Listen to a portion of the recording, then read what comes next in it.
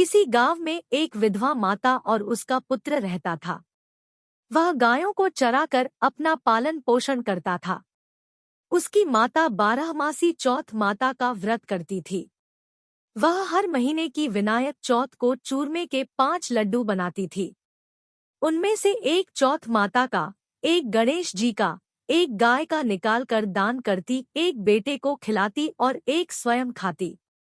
जब वैशाख महीने की चौथ थी, बेटा पड़ोसन के घर गया, वहां चूरमा देखकर पूछने लगा। तब वह बोली, आज वैशाखी चौथ है, इसलिए मैंने चूरमा बनाया है। तेरी माँ तो हर चौथ को ही बहुत सारे लड्डू बनाती है, पर तुझे केवल एक ही लड्डू खाने को देती है। ठंडी बासी रोटी की खाने को देती है। लड़का पड़ोसन की बातों के बहकावे में आ गया और अपनी माता से बोला, माँ तू तो चूरमा खाती है और मुझे सिर्फ एक लड्डू देती है, इसलिए तू अब चौथ माता का व्रत करना छोड़ दे। माँ ने कहा, बेटा मैं तो चौथ माता का व्रत है, तेरी ही सुख शांति के लिए करती हूँ। मैं यह व्रत नहीं छोड़ सकती हूँ। यह सुनकर बेटा नाराज होकर विदेश जाने लगता है। माँ बोली, बेटा यदि तू मेरे से नाराज होकर विदेश जाना चाहता है तो यह माताजी के आंखें अपने साथ ले जा।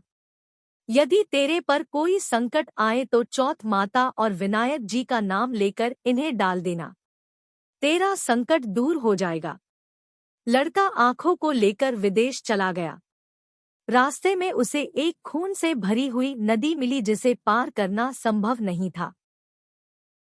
लेकिन उस संकट की घड़ी में उसे अपने माँ की याद आई और उसने एक आखा चौथ माता का नाम लेकर उस नदी में डाल दिया और कहा, चौथ माता यदि तू सच्ची है और मेरी माँ मेरे लिए ही तेरा व्रत करती है तो यह नदी दूध और पानी से भर जाए और मुझे रास्ता मिल जाए। उसके ऐसा कहते रास्ता मिल गया।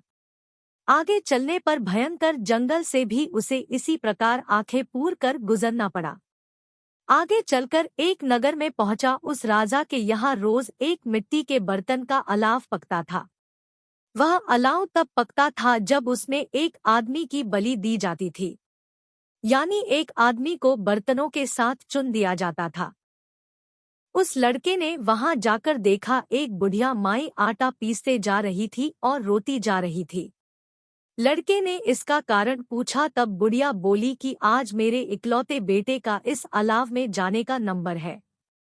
तब वह लड़का बोला है, बुढ़िया माई तू मुझे जल्दी से खाना खिला दे, तेरे पुत्र की जगह मैं जाऊंगा। बुढ़िया माई ने मना करने पर भी वह नहीं माना और राजा का बुलावा आने पर अपना सामान बुढ़िया माई के घर छोड़कर चला गया। साथ में चौथ माता के आंखें व एक जल का लोटा उस अलाव में अपने साथ रख लिया और चौथ माता का नाम लेकर बैठ गया।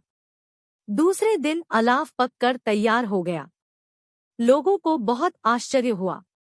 प्रजा ने जाकर राजा से यह बात कही।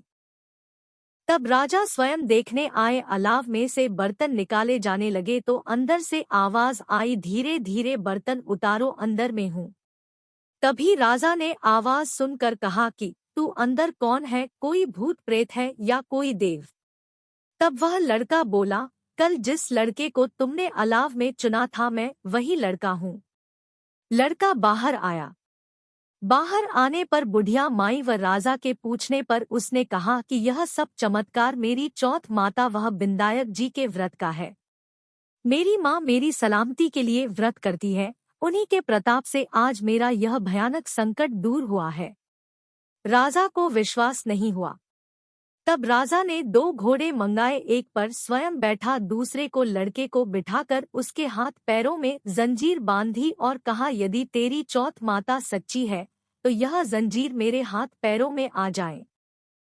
लड़के ने चौथ माता का आंखा पुरकर कहा है, गणेश जी महाराज आप ही मेरी रक्षा करना। इतना कहते ही भगवान की कृपा से वह जंजीरें खुलकर राजा के हाथ में जा गिरी। राजा रानी व प्रजा ने चौथ माता का चमत्कार अपनी आंखों से देखा। उसी दिन से वे सभी चौथ माता व विनायक जी के परम भक्त हो गए। राजा ने अपनी राजकुमारी का विवाह उस लड़के के साथ कर दिया और बहुत सारा धन वैभव देकर उसको विदा किया। अब वह दोनों वर वधू अपने गांव पहुंचे तो लोगों ने जाकर बुढ़िया माई को बताया कि तेरा बेटा बहू को साथ लेकर आ रहा है। तब वह बोली, अरे नहीं, मेरे भाग्य में बहू बेटे का सुख कहाँ। वह ऐसा कह ही रही थी कि दोनों जने उसके पैरों में गिर गए और बेटा अपनी माँ से माफी मांगने लगा और कहने लगा कि यह सब चौथ माता की ही कृपा है कि आज मैं तेरे सामने खड़ा हूँ। उसके बाद उसने सारी नगर में ढिंढोरा पिटवा दिया कि सारी सुहागिनें बेटी की माँ हो सके तो लड़कियां भी चौथ माता का व्रत करे और हो सके तो पूरी 12 महीने की चौथ करे, नहीं तो चारों बड़ी चौथ करे, नहीं तो दो तो अवश्य ही करे। हे चौथ माता, जैसा तुमने बुढ़िया माई और उसके बेटे को दिया वैसा सभी कहानी कहने और सुनने वाले को देना।